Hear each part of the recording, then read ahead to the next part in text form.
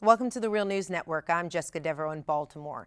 Tensions continue to mount in Ferguson, Missouri after the fourth night of organized actions by locals protesting the police killing of Ferguson teenager Michael Brown. Hundreds of protesters took to the streets Wednesday night and police fired tear gas canisters and rubber bullets at the crowd.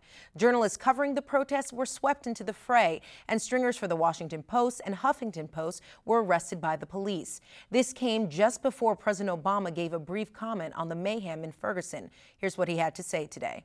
There is never an excuse for violence against police or for those who would use this tragedy as a cover for vandalism or looting.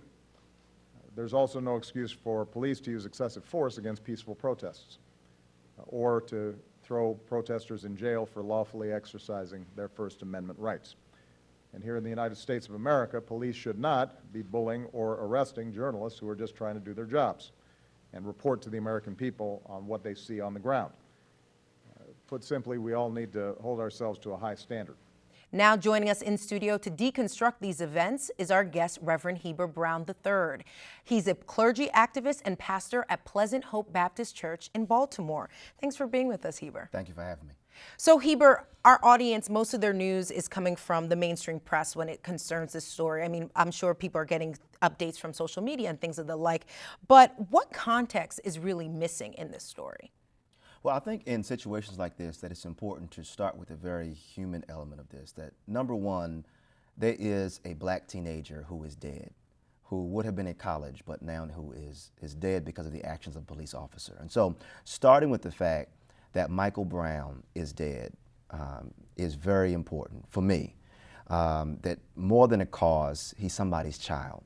And I think starting with that piece is important because humanizing the situation and connecting it to other very human situations as well. For example, the killing of Eric Garner, the killing of Jonathan Crawford, of Jonathan Farrell, of Rakia Boyd.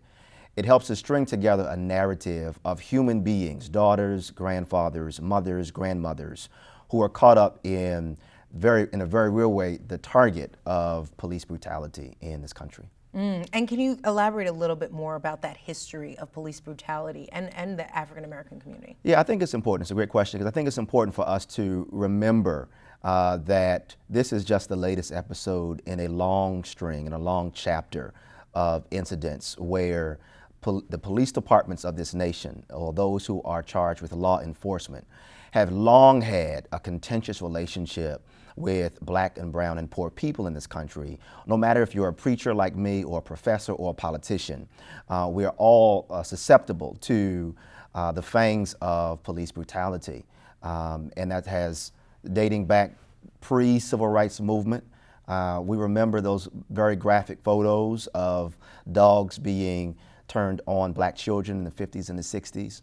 And even if you go international, we remember photos of youth in Soweto and dogs and the police beating children in Soweto as they protested apartheid in South Africa. So there's a long and storied history.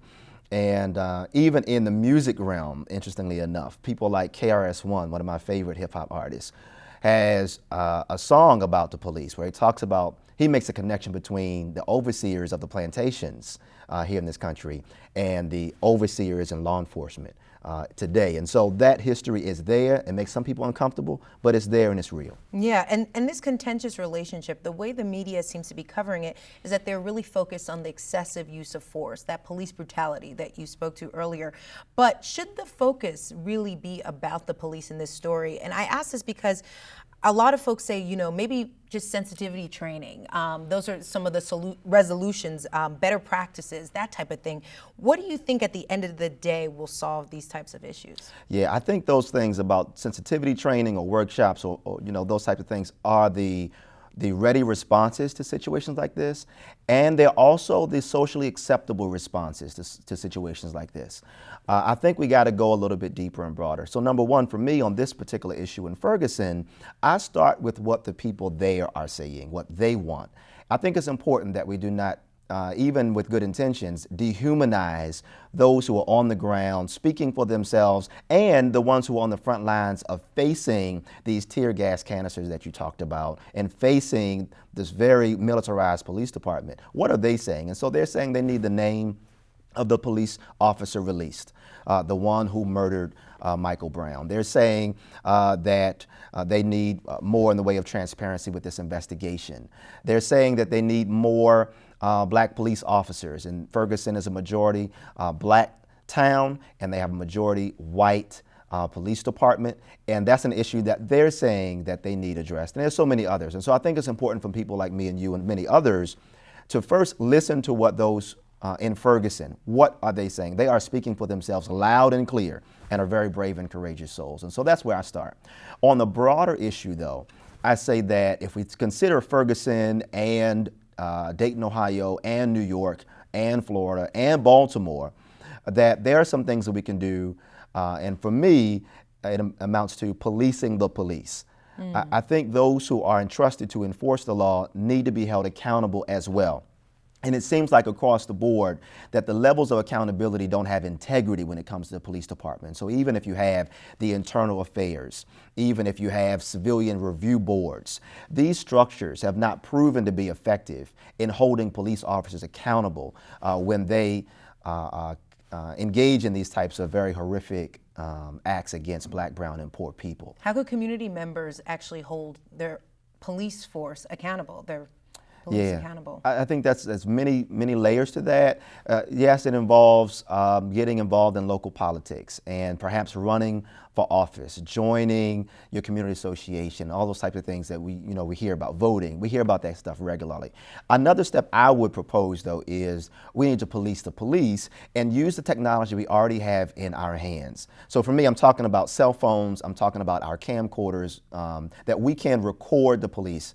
And every time they're in our neighborhoods, we need to record them for our protection and for theirs as well. Because if something goes down in the community and there is a video or audio record of what transpired, that helps all parties to make sure that we have a fair and balanced, even I use that phrase, but we have a more even balance in how we address these situations. And so I know there are some municipalities that have officers who have cameras on, front-facing cameras on their uniforms right now. I'm sure that more cities are going to consider doing stuff like that, but we don't have the luxury as black, brown, and poor people to wait for elected officials to get to that idea. We can use what we already have. We have the latest technology that we need. Many of our communities we do. And I would say, let's coordinate efforts. Let's record the police.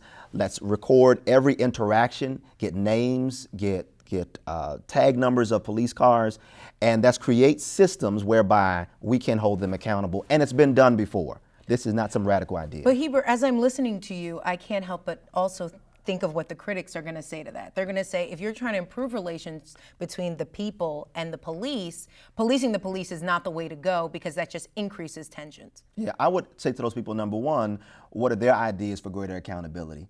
And for number two, I would say that sometimes those critics are speaking from a place of such luxury.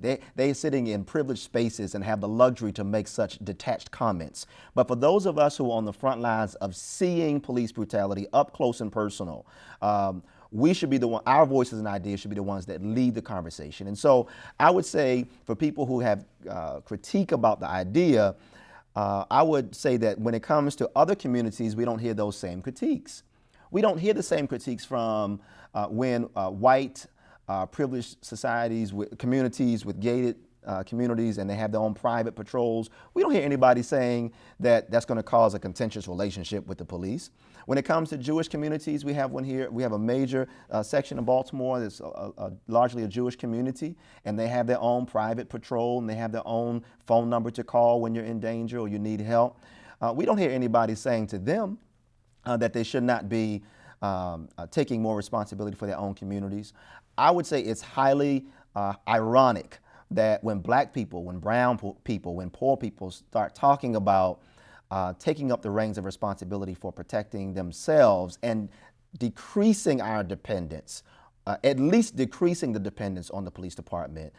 For those who say that's going to cause problems, I say I'm not listening to that unless you have the same thing to say about the white communities and the Jewish communities as well. Okay, let's switch gears Yeah. and talk a little bit about poverty and poverty's role in all this, because I feel like it's the elephant in the room that no one wants to discuss.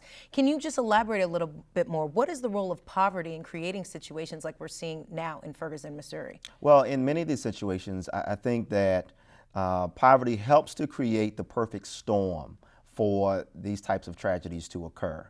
That when you have communities where they've been divested from, there's a Baltimore activist who says ghettos are created. He said they don't just happen, they're created. How are they created? Well, you have poor schools in a community, you pull out the banks of a community and you put in these payday loan places. You take out the grocery stores and you put in corner stores. You don't have jobs in the community. You shut down rec centers, and so the young people don't have places where they can safely play. And this creates a perfect storm for these types of tragedies to occur, the ones that we know about and the ones that we don't know about. And so poverty has a very a central role in this, as well as race. And I think somewhere in that intersection is where we need to sit in that tension and come up with new and creative ideas to engage it. And I think that people in those communities need to be the ones that are leading the conversation. All right, Heber Brown joining us in studio. It's always a pleasure having you here. Thank you. And thank you for joining us on the Real News Network.